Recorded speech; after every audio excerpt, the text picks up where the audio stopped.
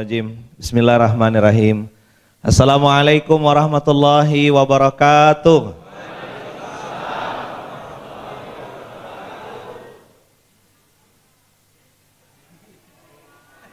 Berdiri. Tidak nampak, Ambo. Berdiri.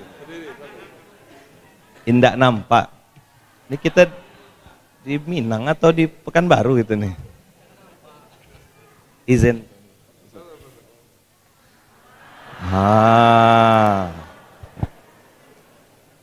Kalau laki-laki itu orang yang benar, Mr. Right.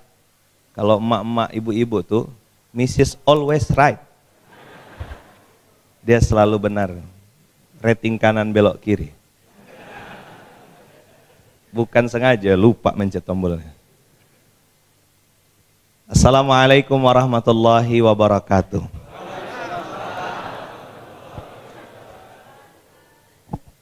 Alhamdulillahirabbil alamin. Bersyukur kita kepada Allah dengan sama-sama mengucap alhamdulillah. Alhamdulillah artinya segala puji milik Allah. Alhamdulillah artinya segala kebaik-baikan itu hanya untuk Allah. Seorang guru mengatakan kalau ada orang yang menikmati pujian manusia, maka dia sedang mengkorupsi haknya Allah. Kita dipuji itu karena aib kita lagi ditutup sama Allah. Ada yang punya aib sini? Yang punya dosa? Banyak. Maka alhamdulillah adalah kalimat rendah hatinya seorang hamba di hadapan manusia dan rendah dirinya seorang hamba di hadapan Rabb-nya. Alhamdulillah. Terus waktu saya ngucap salam tadi, semuanya menjawab Waalaikumsalam warahmatullahi wabarakatuh. Berarti mata kita bisa melihat, telinga kita bisa dengar, mulut kita sedang bisa bicara. Berapa banyak orang yang hari ini sedang belajar melatih dirinya untuk bicara karena baru pemulihan pasca stroke. Saya punya santri tunanetra, tuli, bisu, tapi semangat sholat tepat waktunya tidak pernah lepas. Saya tanya sama abangnya, kenapa dia tidak pernah masbuk? Karena dia bilang dia tidak dengar dan dia tidak bisa bicara. Kalau dia masbuk, dia tidak bisa ngikut sholat, Ustaz.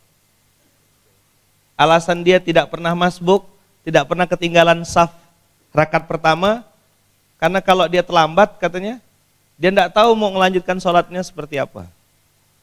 Hari ini orang bertelinga, tak bertelinga, bermata, tak bermata.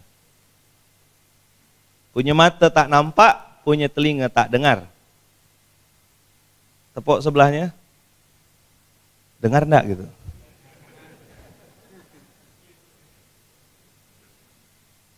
Alhamdulillah. Yang sangat saya hormati takzimi Tuan Guru Ustaz Abdul Somad, Ustaz Salim Afillah, Ayahanda Buya Alnof, core of the core, man of the man, yang ngatur kita semuanya. Habib Anis titip salam buat antum semuanya. Habib Muhammad bin Anis sedang take off pulang ke Malang. Alhamdulillah, kita doakan semoga selamat sampai tujuan. Habibana Habib Ja'far, alhamdulillah kita berkumpul di sini. Alhamdulillah.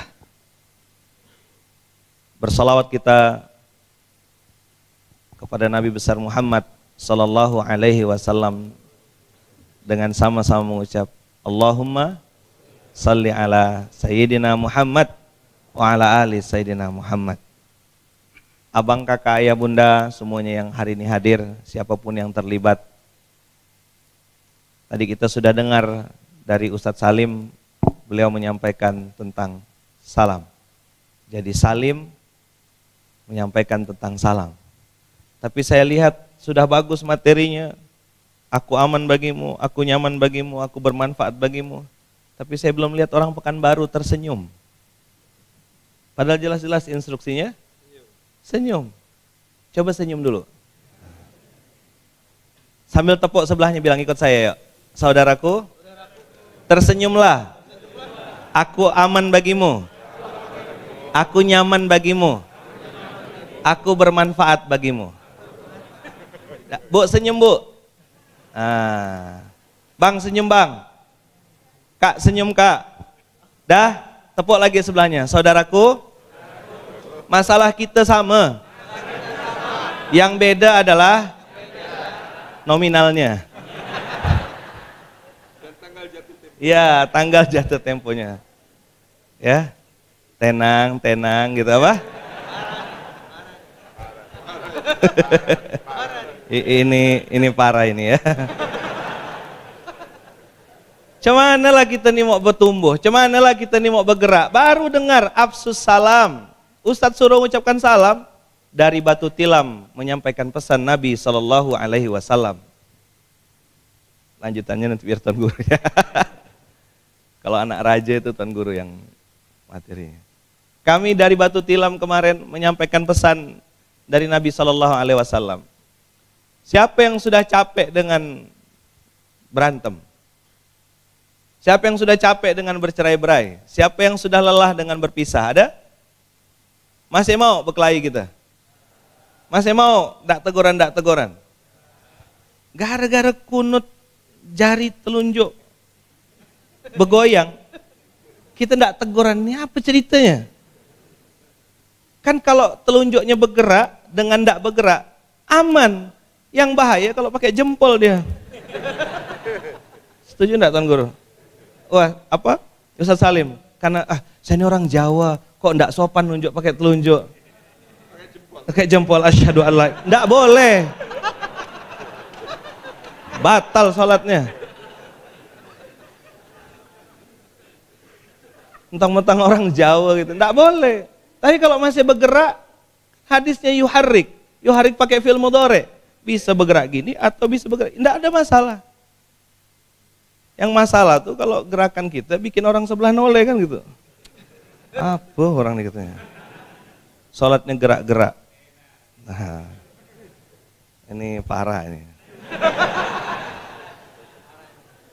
Maka guru saya bergurau, guru saya Kiai Haji Hasan Abdullah Sahal, beliau bergurau gitu. Kalau ada orang yang hari ini nyebarkan ancaman, ngajak kelahi, ngajak ndak teguran, itu berarti dia sedang menyebarkan juz 31. Sikit ya kalimatnya tapi masuk ke hati. Yang ngajak, jadi juz 31 apa isinya? Juz 31 tuh bercerai-berailah, berantemlah, berkelahilah, left group lah. Ada left group, ada di left sama grup. Biker Subuhan 1. Sepi grupnya. Rupa semua kawan-kawannya pindah ke Biker Subuhan 2. Semua pindah, dia yang tadi invite. Itu namanya di left sama grup.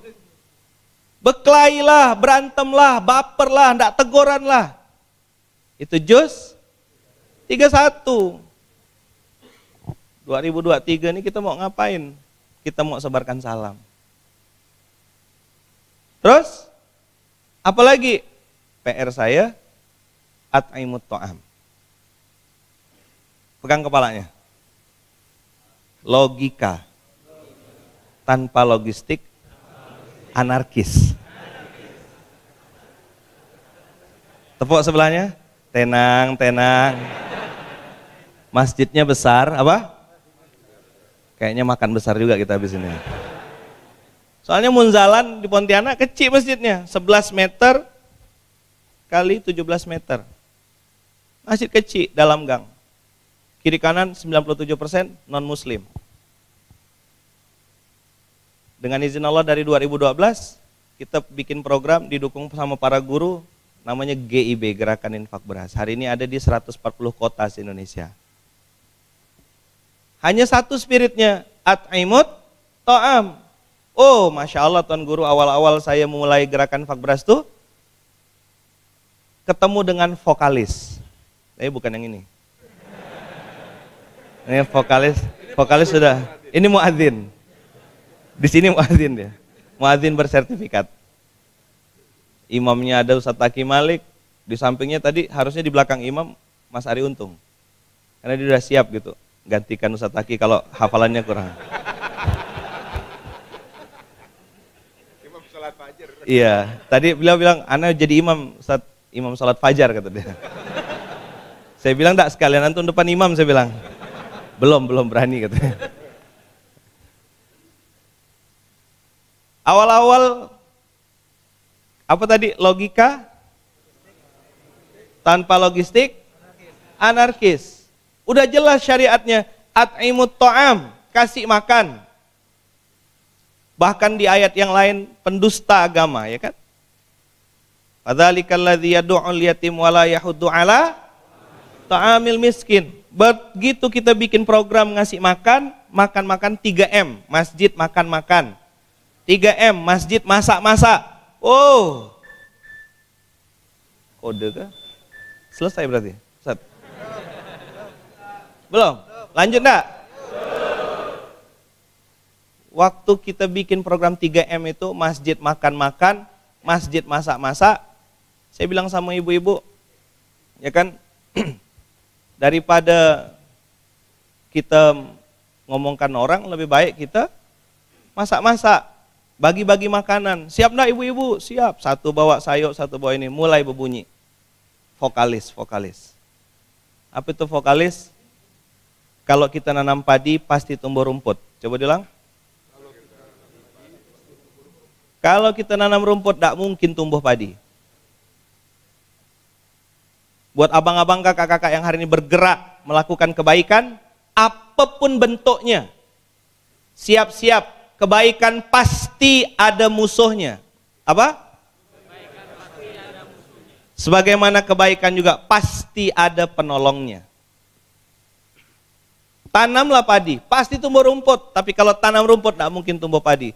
Bikin program ngasih makan, duet-duet kita. Beras-beras kita. Berbunyi enggak? Bunyi. Apa itu? Wow. Tapi dia duduk, gak makan situ. Tepuk sebelahnya, ini parah ini.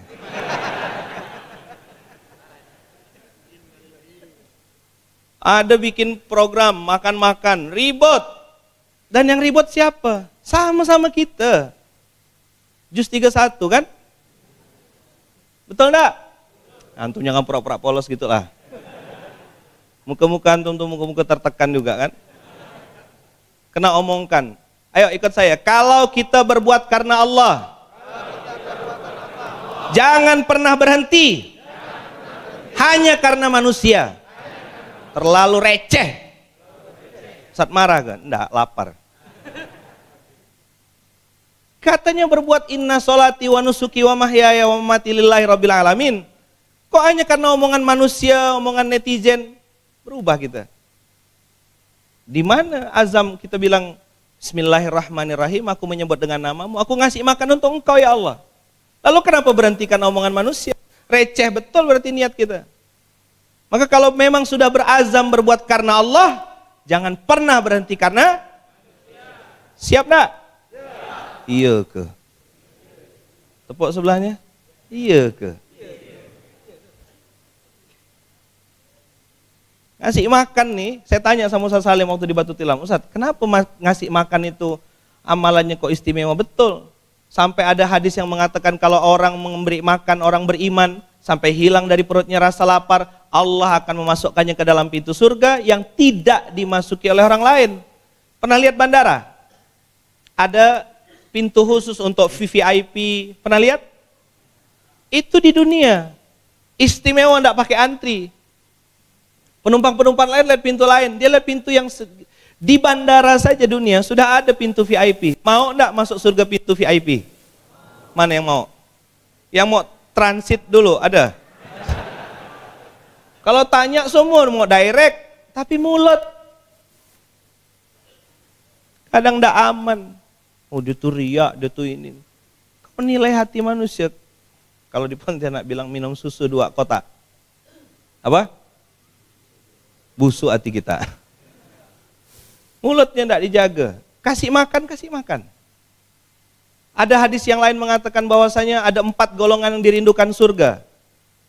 Yang menjaga lisan, yang membaca Quran, yang berpuasa di bulan Ramadan. Tapi ada satu, mut'imul ji'an, orang yang kerjanya memberi makan orang yang lapar. Orang masuk surga itu 3.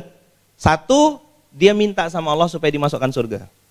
Yang kedua, dia dipindahkan Allah dari neraka, pindahkan ke surga. Zuhziha anin nar wa udkhilal jannah. Ditarik. Udah selesai kata Allah, transitnya, beres, masuk. Tapi ada golongan ketiga yang istimewa. Apa? Mut'imul ji'an, orang yang kerjanya memberi makan orang yang lapar. Ada yang punya orang tua di sini, ada? Ada semuanya. Zaman-zaman kita kecil dulu, zaman-zaman kita masih muda dulu. Ini kan Melayu, Ustaz, ya, sama biasanya. Mau di Jawa, Nusantara sebagian besar. Yang pernah kecil dulu ada di sini? Siapa yang pernah kecil? Ingat enggak datuk kita dulu? Apa kalau datuk di sini sama Tuan Guru? Sama datuk. Saya di Pontianak nyebutnya datuk. Nenek, nek aki, nek wan. Ya? Sama. Datuk kita dulu, nek aki kita, almarhum datuk saya, datuk sebelah ayah, datuk sebelah mama, terahnya sama, mazhabnya sama. Asal ketemu orang, pertanyaan pertama, apa kabar? Dan Tom tahu pertanyaan kedua. Apa pertanyaan keduanya? Nah, makan belum? Tepuk sebelahnya? Iya. Ngapalah kita nih makin modern, makin besar rumah, makin tak ada tamu yang masuk ke rumah.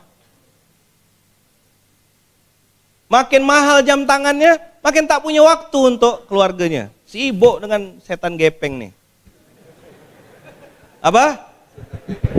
Setan gepeng. Betul enggak? Coba biasakan. Saya pernah bikin riset kecil-kecilan satu masjid, mohon maaf, enggak sebagus ini masjidnya, biasa aja.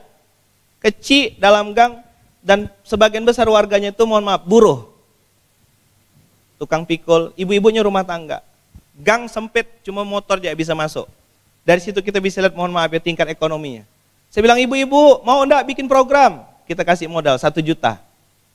Masak ya setiap Jumat ya, nanti bilang sama suami, hari Jumat siang tak ada makan di rumah, makannya di masjid. Pengurus masjid siap enggak? Siap Ustaz, ibu siap masak? Masak. Hampir sudah jalan 3 tahun, saya tanya, masih uang yang 1 juta? Masih utuh. Kame patungan, ada pucuk ubi, ada ikan asin. Ini bukan kode ya. Kalau Ustaz Alno paham berarti cerdas. Enggak, Ustaz. Parah ini. Ada ikan patin ya. Tapi kalau enggak paham ya ini parah ini. Tenang. Ada ikan, ada sampai saya datang waktu tanya, "Bos, Bang, gimana di sana?" "Oh, mantap Ustaz, ibu-ibu bikin seragam." Bagian cuci piring satu kelompok, bagian masak-masak kelompok. Ibu-ibu sekarang jadi lebih semangat memakmurkan masjid. Bapak-bapak mau semangat. Habis sholat Jumat semuanya makan-makan duduk. Kalau kami istilah Melayu itu ada, tak tahu sini mungkin sama, seprahan. Makan pakai daun pisang. Dijajar panjang-panjang tuh. Makan sama-sama. Ketawa-ketawa, ngobrol-ngobrol. Itulah tadi yang disebut afsus salam wa at'imut ta'am. Jadi kalau udah kenyang ini kampung tengah, biasanya orang mulai waras berpikirnya. Maka saya baru paham ngapa mama saya pernah bilang gini, "Bang, kalau anak kau nangis-nangis, anak kau rewel, jangan kau marah. Itu 2," kata dia, kata mama saya. Ini petuah nenek-nenek zaman dulu. "Apa mak?" saya bilang. "Kalau anak rewel, anak kecil, rewel gitu, nangis-nangis, itu 2 sebabnya. 1, lapar. Yang kedua, kepanasan. Cepat-cepat kasih makan, cepat-cepat mandikan." Nah, begitu juga umat hari ini. Coba tengok netizen itu. Ngapa ribut terus di sosmed? Lapar.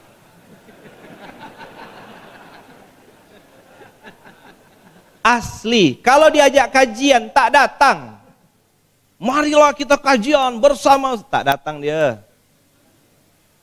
Besok ada makan-makan. Duduk paling depan. Allahumma, kata dia. Iya. Fakta atau mitos? Kalau masjidnya sebesar ini, kok tak ada makan-makan? Enggak, saya enggak ada lanjutkan apa-apa, cuma gitu ya. Saya ngasih tahu masjid saya kecil, 11 meter kali 17 meter. Hari ini dengan izin Allah jadi wasilah untuk kurang lebih 850 ton beras tiap bulan. Kita bagikan se-Indonesia, Aceh sampai Papua. Masjid kecil dalam gang itu hari ini mengawal kurang lebih 6.800 pondok jadi mitra yang terima beras rutin tiap bulan. Dan alhamdulillah dengan izin Allah, masjid kecil ini sekarang juga membersamai kurang lebih 1.800 masjid-masjid lain yang ikut bergerak untuk sama-sama pakai konsep terima sih. Takbir apa takdir tadi tuh? Sampai kapan mau numpuk-numpuk saldo? Sampai kapan mau kita simpan? Kita bersedekah berharap amalnya ngalir. Kalau kita tumpuk-tumpuk, kita mau jawab apa di hadapan Allah nanti? Maka konsepnya terima, kasih makan, perintah Rasul, perintah Nabi, jelas instruksinya. Kasih makan, logika tanpa logistik, jelas ya. Jadi insya Allah kita husnuzon masjid besar ini. Bukan saya yang ngomong ya, jamaah. Kalau enggak kita bawa seorang. Kami dulu awal-awal tuh di Munzalan patungan. Satu bawa korket 2, satu bawa kue blodar, satu bawa apa, patungan tumpuk tengah makan sama-sama. Setelah perut kenyang, baru nyaman kita berdiskusi. Ada pepatah Minang mengatakan barundiang lapeh, makan. Tahu enggak mana orang Minang? Ada orang Minang? Barundiang lapeh, iya, berunding tuh boleh dilakukan setelah makan. Kalau mau rapat supaya pengurus setuju semua, kasih makan dulu kenyang-kenyang. Maka tadi malam kami di tempat Tuan Guru dikasih makan kenyang-kenyang, sebenarnya tidak punya pilihan kecuali bilang iya gitu ya. Gimana Ustadz? Iya Tuan Guru. Gimana Mas Ari? Alhamdulillah iya gitu. Tak bisa ngelawan kita. Jadi pakai ilmu, padi semakin berisi semakin nunduk. Ini yang bisa saya sampaikan. Nanti kepanjangan saya karena masih ada jatahnya Habib Ja'far. Nanti biar di wrapping kesimpulannya sama Tuan Guru. Saya ini hari ini stand up komedi aja.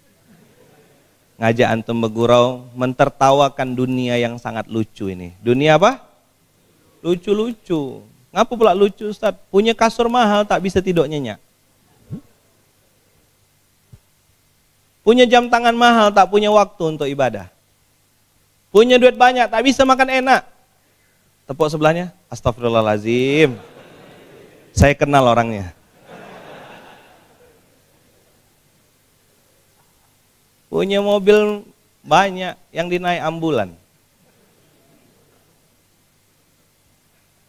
Astagfirullahaladzim.